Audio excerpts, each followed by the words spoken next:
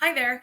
Okay, so for lesson one, we looked at Flipgrid, and you can see here that we covered saying hello on Flipgrid. Again, this Flipgrid is a really cool digital tool to enhance communication and discussion amongst students. However, the nature of Flipgrid is that it's not live. So we're not having those live discussions, and while I can see their faces and they can see each other's faces and my face, etc., it's not quite the same as that live, one-on-one or full group exchange. But I did want to get them comfortable with a variety of different ways to communicate and respond. So we have our say hello on Flipgrid here. I have two other Flipgrids and with anticipatory questions leading up to the text. So I explain a little bit about these questions in my unit intro, and I also have a short video on each one of these Flipgrids that you can check out where I read the question and discuss how that question is going to help us get into the framework for our reading. So next up, if we go down to lesson 2, is where we actually start the short story. So I have a copy of the short story here, and along with some options for annotating, because what the students will be responsible for is for reading and annotating the text. So Mr. May went over annotating in Kami. I actually prefer Google Docs. So you do have a few different options as far as how to do this. So you'll see that there is the text right here, as well as a color-coded key where they're looking at annotating for anything important, interesting, or confusing, as well as vocab.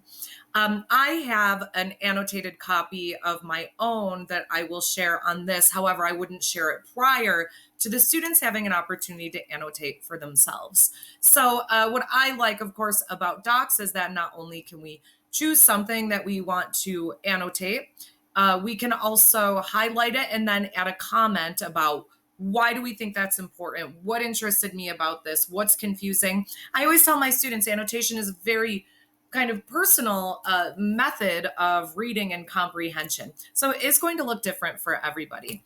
Okay, so if we go back to the classroom here, they will be asked to, as part of an assessment, really just to be sure that students are staying on board, they'll submit that annotation, as well as any questions or thoughts that they have, or connections or anything else that they have about their text, about the text that they just read.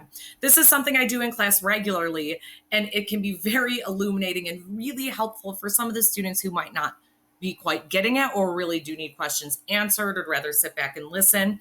And this is a discussion forum that's right on Google Classroom. So this is the second discussion forum. However, for this one, I am asking students to respond to one another in a thoughtful and constructive way. To either say, "Oh, I agree with you. I did find that confusing," or "You know what? I think it might be this," or what have you. And lastly, on this lesson, we have our Zoom meeting. So this is an arbitrary date, of course, but the Zoom meeting is really important. So the students will have a due date for their annotated text to be due so that I have time to go through all of those annotations and be prepared for what we need to discuss. So the Zoom meeting is our first opportunity to be face-to-face digitally, and each section of students would have their own separate time and date and meeting. And with the screen sharing capabilities, Zoom really allows for you to, I would use student examples of quality annotation so they can take a look, have questions answered, and we can really pick through and go through all their annotations in a way that is both virtual, and we have all the information right here, but also allows for us to see each other's faces and to have an actual discussion. So I think Zoom